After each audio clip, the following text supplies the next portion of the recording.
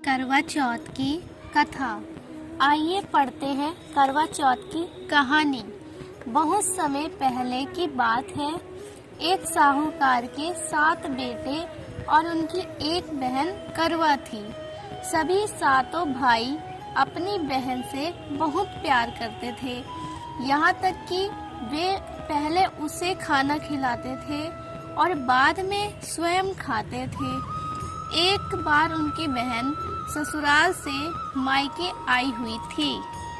तो शाम को भाई जब अपना व्यापार बंद करके घर आया तो उसने देखा उनकी बहन बहुत व्याकुल थी। सभी भाई खाना खाने बैठे और अपनी बहन से भी खाना खाने का आग्रह करने लगे, लेकिन बहन ने बताया कि उसका आज करवा चौथ का निर्जला व्रत है और वह खाना सिर्फ चंद्रमा को देखकर, उसको अर्घ देकर ही खा सकती है। चूँकि चंद्रमा अभी तक नहीं निकला है, इसलिए वह भूख व्यास में व्याकुल है। सबसे छोटे भाई को अपनी बहन की हालत देखी नहीं जाती और वह दूर पीपल के पेड़ पर एक दीपक जलाकर चलने की ओट में रख देता है। दूर से देखने पर वह ऐसा प्रतीत होता है कि जैसे चतुर्थी का चांद उग गया हो।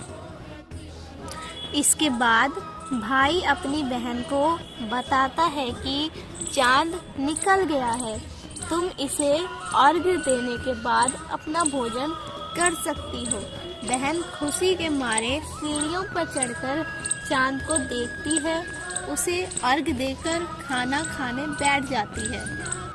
वह पहला टुकड़ा मुंह में डालती है तो उसे छींक आ जाती है और दूसरा टुकड़ा डालती है तो उसके मुंह में बाल निकल जाता है और जैसे ही तीसरा टुकड़ा मुंह में डालने की कोशिश करती है तो उसके पति की मृत्यु की समाचार उसे मिलता है। वह बौखला जाती है। उसकी भाभी उसे सच्चाई से अवगत कराती है कि उसके साथ ऐसा क्यों हुआ है।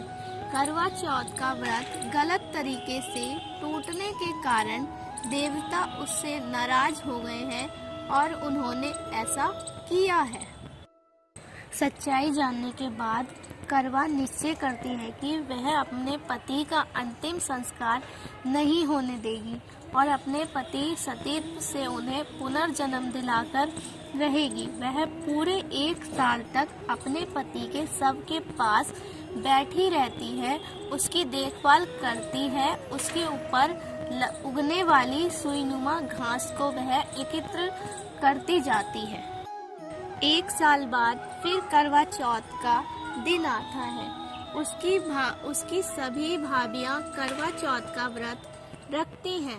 जब भाभियां उससे आशीर्वाद लेने आती हैं तो वह प्रत्येक भाभी से यम सुई ले लो, पिए सुई दे दो, मुझे भी अपनी जैसी सुहागिन बना दो, ऐसा आग्रह करती है। लेकिन हर बार भाभी उसे अगली भाभी से आग्रह करने का कह चली जाती है। इस प्रकार जब 6ठे नंबर की भाभी आती है तो वो करवा उससे भी यही बात दोहराती है। यह भाभी उसे बताती है कि चूंकि सबसे छोटी भाई की वजह से उनका व्रत टूटा था, अंततः उसकी पत्नी में ही शक्ति है कि वह तुम्हारे पति को दोबारा जीवित कर सकती है। इसलिए जब वह आए तो तुम उसे पकड़ लेना और जब तक वह तुम्हारे पति को जिंदा ना कर दे उसे नहीं छोड़ना। ऐसा कहकर चली जाती है। सबसे अंत में छोटी भाभी आती है।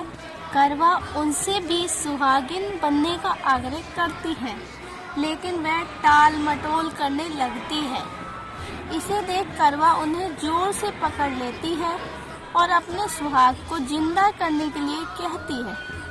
भाभी उससे छुड़वाने के लिए नोचती है, खसोटती है, लेकिन करवा नहीं छोड़ती है।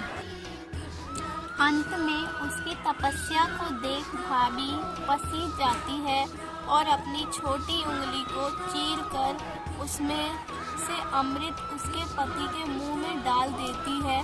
करवा का पति तुरंत शीघ्र कहता हुआ उठ बैठता है। इस प्रकार प्रभु की कृपा से उसकी छोटी भाभी के माध्यम से करवा को अपना सुहाग वापस मिल जाता है। हे श्री गणेश, माँ गौरी, जिस प्रकार करवा को चिर सुहागन का वरदान आपसे मिला है, वैसा ही सब सुहागन को मिले। तभी से करवा चौथ का व्रत प्रारंभ हो जाता है। हेलो दोस्तों, अगर आपको ये वीडियो अच्छी लगी हो तो लाइक करें, सब्सक्राइब करें।